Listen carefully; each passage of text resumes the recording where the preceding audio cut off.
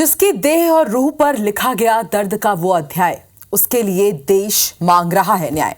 नमस्कार, मैं हूं आपके साथ आकांक्षा पांडे। भारत सड़कों पर है क्योंकि वो गुस्से में है। रेप, मर्डर और दरिंदगी का जो खेल कोलकाता में खेला गया, उसने लोगों के सब्र के बांध को तोड़ दिया है, संवेदनाओं को सुखा दिया है। इस सदमे में डालने वाले, इस झकझोरने वाले कांड की तमाम बिखरी कड़ियों को जोड़कर और उठने वाले सवालों की फहरिस्त पर फोकस करती हमारी ये स्पेशल रिपोर्ट देखिए, इस गुनाह की माफी नहीं।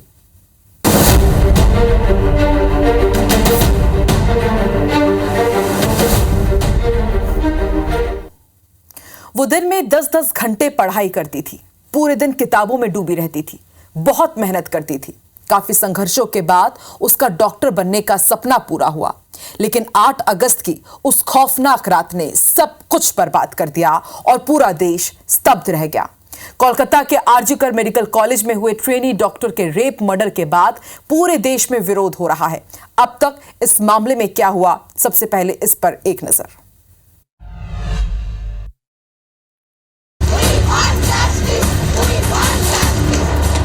8 अगस्त, पश्चिम बंगाल की राजधानी कोलकाता, आरजी मेडिकल कॉलेज अस्पताल का सेमिनार हॉल और खौफ के वो 40 मिनट।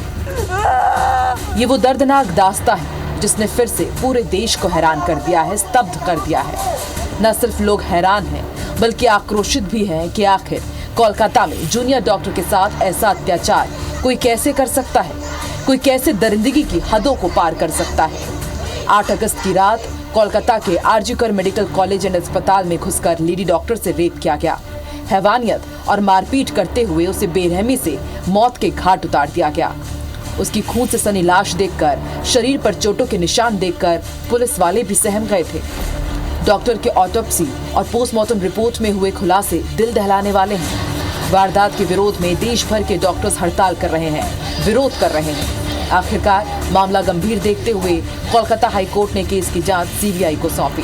वारदात के मुख्य आरोपी संजय रॉय को पुलिस गिरफ्तार कर चुकी है, जिसे अपने किए का पछतावा नहीं है। पूरा देश उसे फांसी देने की मांग कर रहा है। वारदात पुलिस विभाग के सिविल वॉलंटियर संजय रॉय ने ही अंजाम दी है। पुलिस वॉलंटियर था, इसलिए पुलिस विभाग से जुड़ा होने के कारण उसका अस्पताल में आना जाना बिल्कुल आसान था, जिसका उसने फायदा उठाया और ऐसी खौफनाक वारदात को अंजाम दिया, जिसने इस केस को देश का दूसरा निर्भया कांड का नाम दे दिया। आइए अब आपको बताते हैं दरिंदगी हत्या से मामला सीबीआई को दिए जाने तक डॉक्टर हत्याकांड के मामले में अब तक क्या क्या हुआ है। 8 अगस्त, आरजी मेडिकल कॉलेज अस्पताल में जूनियर डॉक्टर के साथ दरिंदगी। 9 अगस्त, अर्धनग्न अवस्था में डॉक्टर का शव बरामद हुआ। पीड़िता के परिवार ने दुष्कर्म और हत्या की शिकायत की। शिकायत पर पुलिस ने मामला दर्ज किया। पूरे पश्चिम बंगाल में डॉक्टरों का विरोध प्रदर्शन हुआ। 10 अगस्त, दुष्कर्म और हत्या के आरोप में संजय रॉय की गिरफ्तारी हुई। आरोपी ब्लूटूथ हेडफोन के टूटे तार से पकड़ा गया। पीड़िता के परिवार को पोस्टमार्टम रिपोर्ट दी गई। 11 अगस्त, देश भर में विरोध प्रदर्शन शुरू हुआ। अस्पताल के एसीपी चंदन गुप्ता को हटाया गया। बंगाल सरकार ने कॉलेज अस्पताल के कई विभागों में फेरबदल किए। 12 अगस्त, कॉलेज अस्पताल के प्रिंसिपल डॉक्टर संदीप घोष का इस्तीफा। फोडा ने सीबीआई जांच, फास्ट ट्रैक कोर्ट में सुनवाई की मांग की। देश भर के 3 लाख से ज्यादा डॉक्टर विरोध में शामिल हुए। सीएम ने गिरफ्तारी के लिए बंगाल पुलिस को अल्टीमेटम दिया। 13 अगस्त, राष्ट्रीय महिला आयोग की टीम ने घटनास्थल का दौरा किया। पेमा ने देश भर में ओपीडी बंद का ऐलान किया। दिल्ली समेत एनसीआर में भी डॉक्टरों का विरोध प्रदर्शन शुरू हो गया। कोर्ट ने केस सीबीआई को सौंप दिया। 14 अगस्त, मृतका के परिवार ने गैंग रेप की आशंका जताई। डॉक्टर्स की हड़ताल देश भर में जारी रही। सभी अस्पतालों में स्वास्थ्य सेवाएं बुरी तरह प्रभावित हुई। मुख्य आरोपी संजय रॉय को सीबीआई ने अपनी कस्टडी में लिया। मृतका के ऑटोप्सी और पोस्टमार्टम रिपोर्ट में सनसनीखेज खुलासे हुए। ये टाइमलाइन तो आपने देख लिया, लेकिन 14 अगस्त की आधी रात को हालात उस वक्त बिगड़ गए जब उग्र भीड़ हॉस्पिटल की इमरजेंसी बिल्डिंग में बैरिकेड तोड़कर घुस गई। दरअसल बुधवार रात देश को कई जगहों पर रात करीब 12 बजे रिक्लेम द नाइट नाम का विरोध प्रदर्शन शुरू हुआ, जिसका मतलब है रात पर अपना अधिकार हासिल करना। डॉक्टरों के साथ इस अस्पताल में घुसकर मारपीट की गई। अस्पताल परिसर में जिस जगह प्रदर्शनकारी डॉक्टर धरना दे रहे थे, उस जगह पर भी उपद्रवियों ने तोड़फोड़ की। कुर्सियां तोड़ दी गई, पंखे तोड़ दिए गए। इमरजेंसी वार्ड के अंदर शायद ही कुछ बचा रहा हो। सारे मेडिकल इक्विपमेंट तहस नहस कर दिए गए। जिस इमारत के कोने कोने में वारदात के सबूत छिपे हुए, उसी इमारत को तहस नहस कर दिया गया। पुलिस ने उग्र भीड़ को खदेड़ने के लिए लाठीचार्ज किया, आंसू गैस की गोले छोड़े। इस दौरान कुछ पुलिसकर्मी भी घायल हुए।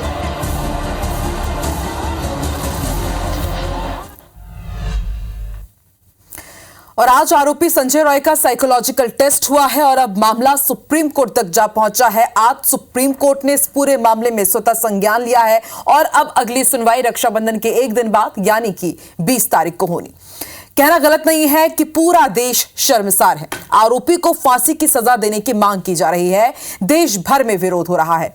कुछ दिनों में यह विरोध तो खत्म हो जाएगा, लेकिन जरा सोचिए उस लड़की पर उस दौरान क्या गुजरा होगा। डर और दहशत के उन 40 मिनटों ने उसे कितना दर्द दिया होगा, क्योंकि कोलकाता रेप मर्डर केस में जो पोस्टमार्टम रिपोर्ट सामने आई है वो रोंगटे खड़े करने वाली है। देखिए रिपोर्ट।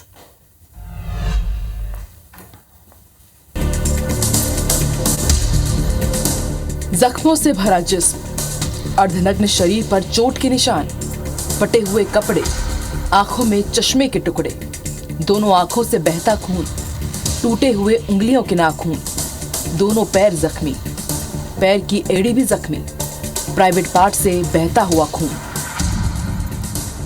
ये दर्द की वो दास्तां है, ये उस 40 मिनट के वो जख्म है जिससे लड़ते लड़ते कोलकाता की जूनियर डॉक्टर जिंदगी की जंग हार गई।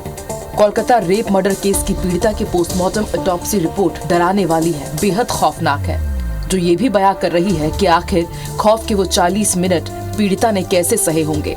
उसे मारा गया, पीटा गया, इतने जख्म दिए गए कि कोई भी सिहर जाए। ऑटोप्सी रिपोर्ट में सामने आया है कि आरोपी संजय रॉय ने डॉक्टर के साथ हैवानियत की सारी हदें पार कर दी। वारदात सुबह 3 से 5 बजे के बीच अंजाम दी गई। डॉक्टर के साथ पहले रेप किया गया। इस दौरान उसके साथ बुरी तरह मारपीट की गई। इस बीच गला और मुंह दबाकर उसकी हत्या कर दी गई। पीड़िता की आंखों में भी गहरे जख्म है, क्योंकि आरोपी संजय रॉय ने उसके चेहरे पर इतनी जोर से पंच मारा कि उसका चश्मा टूट गया। चश्मा आंखों में धंस जाने के कारण आंखों से खून निकला था। इसके अलावा मृतका के प्राइवेट पार्ट में जख्म मिले हैं। चेहरे से लेकर पैरों तक जगह जगह दांतों से काटने के निशान मिले हैं। उसकी गर्दन टूटी मिली है। ऑटोप्सी करने वाले डॉक्टरों का कहना है कि डॉक्टर को चोटें सेक्सुअल पेनिट्रेशन और एंटीमार्टम है। दूसरे शब्दों में कहें तो लड़की को तब तक मारा पीटा गया जब तक वो जिंदा थी और अपने साथ हो रही दरिंदगी का विरोध कर रही थी। उसके प्राइवेट पार्ट पर जख्म दुष्कर्म करने के दौरान दिए गए। पोस्टमार्टम रिपोर्ट के बाद पूरे देश में और ज्यादा विरोध तेज हो गया है। देश के दिल्ली से लेकर बंगाल, मध्य प्रदेश, छत्तीसगढ़ में डॉक्टर्स के अलग अलग संघ ने विरोध किया। काम बंद हड़ताल कर जोरदार प्रदर्शन किया गया। जगह जगह पुतले भी फूके गए। लेकिन सवाल यही कि हर बार इस तरह के निर्मम केस के बाद प्रदर्शन तो होते हैं, विरोध भी होता है, लेकिन फिर भी इस तरह के मामले थमते नहीं हैं। आखिर क्यों?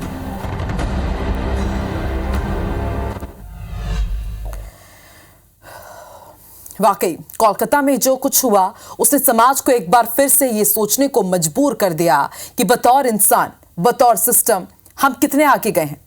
12 साल पहले जब निर्भया का मामला सामने आया था तब कई कानून बने, हजारों प्रदर्शन हुए, तथाकथित सिस्टम पर सवाल भी उठे, लेकिन उसका हासिल क्या है इसका जवाब आज तक नहीं मिला। लेकिन ऐसे मामलों में सरकारों का असंवेदनशील रवैया किसी को भी हजम नहीं होता और ऐसा ही होता दिखा कोलकाता में। हम ऐसा क्यों कह रहे हैं इस पूरी रिपोर्ट से आपको समझाते हैं।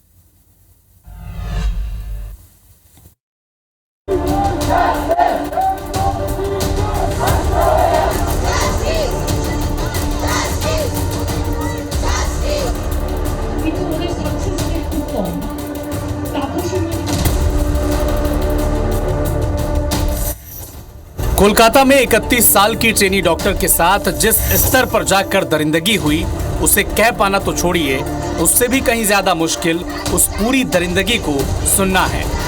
लेकिन इस संवेदनशील घटना पर जिस तरह से पश्चिम बंगाल की सरकार रिएक्ट कर रही है वो कम हैरान करने वाला नहीं है। ममता सरकार के बेहद टालू रवैये का ही नतीजा है कि बंगाल में लोग भड़के हुए हैं और ये गुस्सा पूरे देश के लोगों में बढ़ता ही जा रहा है। पहले मृतका के पेरेंट्स के पास ये फोन आता है कि मृतका की हत्या नहीं बल्कि उसने सुसाइड कर लिया है। फिर जब परिजन पहुंचे तब पता चला कि शव पर कोई कपड़ा तक नहीं था। और यहीं से इस मामले में अस्पताल प्रबंधन से लेकर कोलकाता पुलिस सवालों के घेरे में है और इस मामले पर टीएमसी की चुप्पी सबको चुभ रही है। दरअसल टीएमसी की बड़ी नेताओं में से एक काकोली घोष और उनके पति आरजीकर मेडिकल कॉलेज के एल्यूमनाई हैं, पर अब तक इस घटना पर कुछ भी बोलने से बच रहे हैं। टीएमसी के एक चर्चित नेता हैं महुआ मोइत्रा, टीएमसी के टिकट पर सांसद हैं, आए दिन मोदी सरकार के खिलाफ सवाल पूछने के बहाने जहर उगलती रहती हैं। लेकिन जब एक स्वतंत्र पत्रकार अजीत अंजुम ने कोलकाता रेप केस पर उनसे कुछ सवाल पूछना चाहे, मोइत्रा को ब्लॉक कर दिया। यही नहीं, कुछ और पत्रकारों को भी उन्होंने ब्लॉक कर दिया है। जिस बंगाल में मॉब लिंचिंग, चुनाव के दौरान गोलीबारी और हिंसा, दुर्गा पूजा और मुहर्रम के दौरान हुई झड़प, ये संकेत दे रहा था कि बंगाल की प्रशासन और पुलिस कितनी प्रभावी है। लेकिन उसी बंगाल की राजधानी कोलकाता में कभी इतनी विभत्स वारदात होगी, ये किसी ने सपने में भी नहीं सोचा था।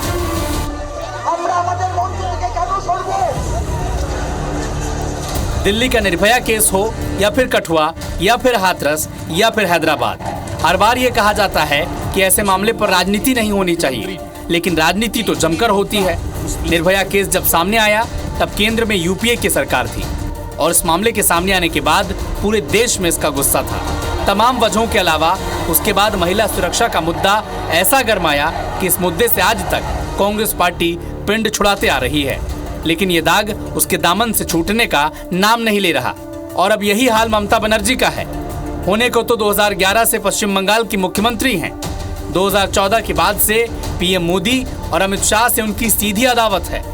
2014 के बाद 2 विधानसभा और 2 लोकसभा चुनाव गुजर चुके हैं, लेकिन ममता की सत्ता को चुनौती कोई नहीं दे सका। टीएमसी समर्थक हर मुद्दे पर आक्रामक रहते हैं, लेकिन पिछले 15 सालों में यह पहला मौका है जब टीएमसी के नेता खामोश हैं। कहने को कुछ है नहीं, बोलने पर पार्टी हित से लेकर नेताओं के निर्देशों के बीच हर कोई बंधा हुआ है। लेकिन सवाल यह है कि अस्पताल से मृतका के परिजनों को किसने कॉल किया कि आपकी बेटी ने सुसाइड कर लिया है? किसने इस दुष्कर्म और हत्या को सुसाइड में तब्दील करने की साजिश रची? किसने परिजनों को शव से 3 घंटे तक दूर रखा? अस्पताल के जिस सेमिनार हॉल में इस जघन्य अपराध को अंजाम दिया गया, उसे अब तक सील क्यों नहीं किया गया? जिस कोलकाता पुलिस पर पूरे केस को गुमराह करने का आरोप है, वो कोलकाता पुलिस पूरे 3 दिन तक इस मामले में क्या जांच कर रही थी और कितने सबूत इकट्ठा किए? आरोप तो ये भी है कि इतने दिनों में कहीं पुलिस ने इस केस से जुड़े सबूतों को नष्ट तो नहीं कर दिया है। ये ऐसे सवाल हैं जो इस मामले के राजनीतिक पहलू को उजागर कर रहे हैं। ममता सरकार और कोलकाता पुलिस सवालों के घेरे में है और पूरी तरह से बैकफुट पर है। जिस लॉ एंड ऑर्डर के परखच्चे चुनाव के दौरान ही उड़ते दिखे थे, उस पूरे सिस्टम का डिब्बा खोखला है। इस मामले ने ये साफ कर दिया है। Bureau report, IBC 24।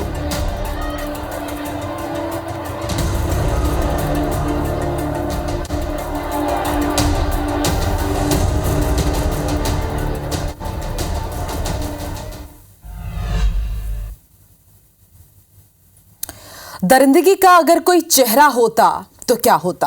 हैवानियत की कोई तस्वीर बनती तो वो कैसी दिखती? ये सवाल आज इसलिए जरूरी है क्योंकि कोलकाता में जो कुछ हुआ उसने ये सवाल पूछने को मजबूर कर दिया है।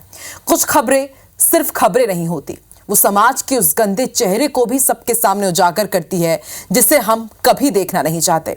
महिला सुरक्षा के मुद्दे पर तमाम तर्क, आरोप आपने टेलीविजन डिबेट्स पर जरूर देख लिए होंगे, लेकिन अब हमारे सामने फिर से वही सवाल है कि अगर एक लड़की अपने वर्क प्लेस में ही सुरक्षित नहीं है तो फिर इतने सालों में हमने आखिर किया ही क्या है?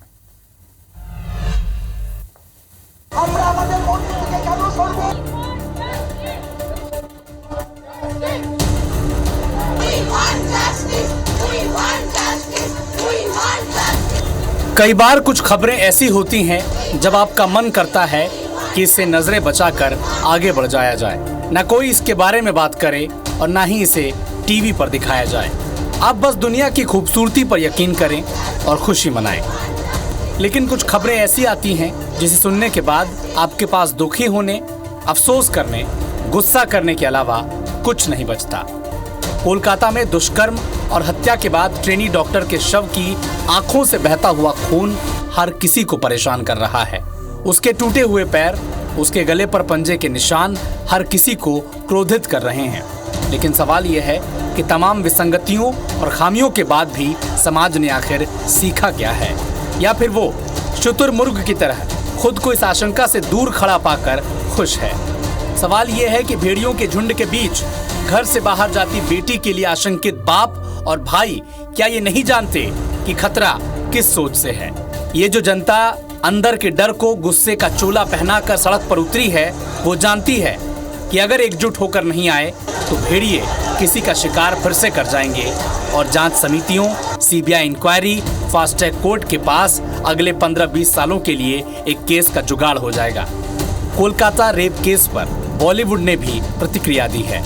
एक्ट्रेस आलिया भट्ट ने पोस्ट कर लिखा, हम सभी महिलाओं को कैसा फील करना चाहिए, हम कैसे काम पर जाएं और कैसे अपनी डेली रूटीन लाइफ जिए। ये हादसे याद दिलाते हैं कि हम महिलाओं को अपनी सुरक्षा का वजन ढूंढना पड़ता है। प्लीज महिलाओं को उनका रास्ता और जगह बदलने के लिए ना कहें। हम महिला अच्छा डिजर्व करती हैं। एक्टर आयुष्मान खुराना ने भी इमोशनल पोस्ट करते हुए लिखा, मैं भी बिना कुंडी लगाए सोती, काश मैं भी लड़का होती। झल्ली बनकर दौड़ती उड़ती, सारी रात दोस्तों के साथ फिरती, काश मैं भी लड़का होती। कहते सुना है सबको कि लड़की को पढ़ाओ लिखाओ सशक्त बनाओ, और जब पढ़ लिख कर डॉक्टर बनती तो मेरी माँ न खोती उसकी आंखों का मोती, काश मैं भी लड़का होती। मैं भी बिना कुंडी लगाकर सोती, काश मैं भी लड़का होता। डॉक्टर सड़क पर उतरे हैं क्योंकि अस्पताल जो उनका वर्क प्लेस है, अगर वहीं महफूज नहीं है तो क्या ही कहा जाए। खैर, लड़कियां महफूज तो कहीं भी नहीं हैं। शाम को सही सलामत घर लौटाएं तो असल विकास यही है। कोलकाता पर रोने वाले ये उन लोगों के लिए कोर्स करेक्शन का वक्त है जो किसी महिला सहकर्मी की नाइट ड्यूटी या फिर ऑड आवर में ड्यूटी महज इसीलिए लगा देते हैं कि इसे परेशान किया जाए। किसी महिला की सुरक्षा की जिम्मेदारी केवल उसके घर परिवार, पति, भाई, पिता और पुलिस की ही नहीं है। ये दायित्व है उसके साथ काम करने वाले लोगों का, सड़क पर चलते लोगों का, बस, ट्रेन, टैक्सी ड्राइवर का भी, कि वो अपने आसपास की महिला या लड़की को सुरक्षित महसूस कराएं, ताकि उसे रात के अंधेरे में सुनसान जगहों पर, छोटी सकरी गलियों में ये याद ना आए कि वो लड़की है। किसी वहशी को देखकर बस अपनी बच्ची को घर के अंदर कर दरवाजा मत बंद कीजिए। समाज को उस खतरे से वाकिफ कराइए, बताइए, वो समाज बनाइए जहां कोई टॉफी देकर किसी बच्ची को ले जाने की हिमाकत न कर सके। Bureau report, IBC 24।